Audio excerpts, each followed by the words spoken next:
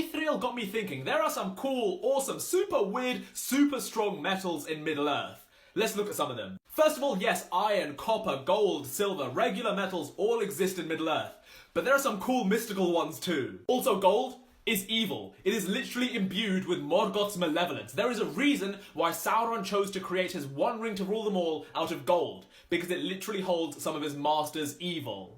Let's kick things off with Mithril, or Moria Silver, quite possibly the strongest and most durable metal in the history of Lord of the Rings. It could be beaten like copper and polished like glass and would last forever, and the elves knew it as Mithril, but the dwarves had a true secret name for it that we never find out. Mithril was basically only found under the Misty Mountains in the mansions of Khazad-dûm, but there is also evidence to suggest that it was found on Numenor and in the Undying Lands of Aman. Mithril was so sought after. Celebrimbor used it to create Ithildine, it was used to create Bilbo and Frodo's vest, and also in Nenya, Galadriel's Ring of Power, as well as many other artifacts. But we also have two other fantastical mythical metals to talk about, and they're both thanks to this guy, Eol, the Dark Elf.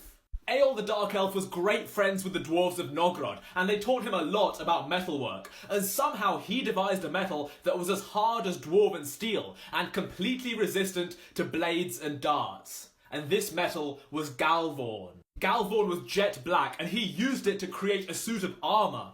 Unfortunately, the art of Galvorn making was lost after his death.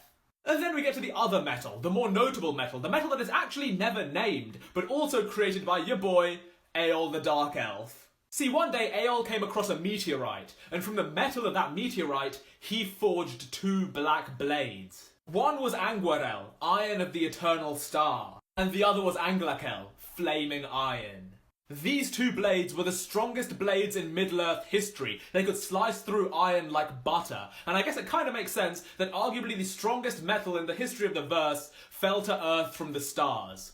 Both of these blades were black, but they glowed with a pale fire, probably because they were imbued with the malice of their maker. Angwarel was lost during the fall of Gondolin in the hands of Eol's son Maeghlin, and Anglakel was reforged into Gurthang, the Iron of Death, the weapon of Mormegil, the Black Sword, the greatest swordsman in the history of Lord of the Rings, Turin Turambar.